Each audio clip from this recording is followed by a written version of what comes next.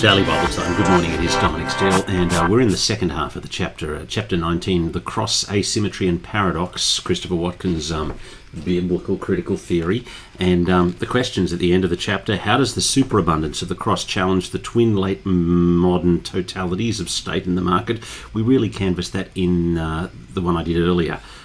In what way does the cross represent a singular interpretation in Western patterns of thinking? Think of a significant way in which late modernity puts the logic of superabundance in the service of the logic of equivalence. In your own words, describe how the Bible challenges this. And then what does it mean to understand the cross as a paradox? And that's really the question we're going to be looking at today, this last one, paradox and the theology of the cross. The cross, and this is Watkin, escapes the logic of necessity and equivalence in another way. It disturbs the particular linearity of what Martin Luther calls the theologians of glory, and the disruption characteristic of the theologians of the cross.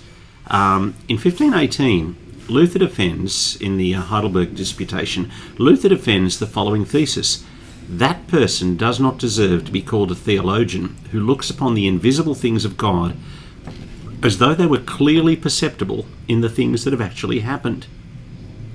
In other words, we can't draw a straight line from the way things appear now right up to God's kingdom and God's ultimate plan. I mean, right now the rich prosper and the poor are downtrodden, but we err if we think this is a good indicator of God's ultimate intention.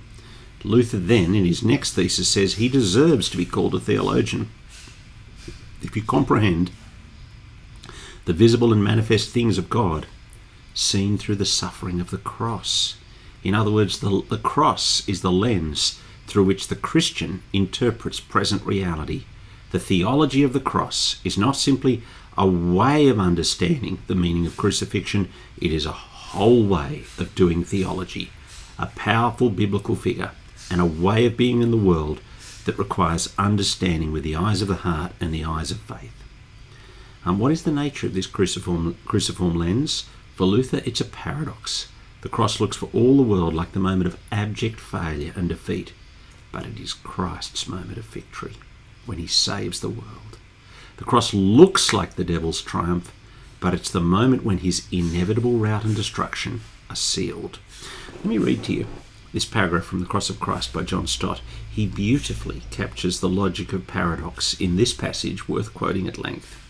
Any contemporary observer who saw Christ die would have listened with astonished incredulity to the claim that the crucified was a conqueror. Had he not been rejected by his own nation, betrayed, denied, deserted by his own disciples, executed by authority from the Roman procurator? Look at him there, spread-eagled and skewered on his cross, robbed of all freedom and movement, strung up with nails, pinned there and powerless. It appears to be total defeat. If there is victory, it is the victory of pride, prejudice and jealousy, hatred, cowardice and brutality. Yet the Christian claim is that the reality is the opposite of the appearance. What looks like, and indeed was, the defeat of goodness by evil, is also, and more certainly, the defeat of evil by goodness. Overcome there, he was himself overcoming, crushed by the ruthless power of Rome. He was himself crushing the serpent's head. The victim was the victor, and the cross is still the throne from which he rules the world. This is the paradox of the cross, the great carnivalesque gospel overturning of the world's expectations and narratives. The paradox confounds the linear logic of the will to power. Now, then he goes on. There's quite a complex argument on the cross and subversive fulfillment. And he diagonalizes four different values, cultural values. The dominant cultural values of his day: Jews demand signs, Greeks seek wisdom. But we preach Christ crucified. And then he adds to that the stumbling block and folly, and God's power and God's wisdom. And we preach Christ crucified, God's power, God's wisdom. That's God coming down.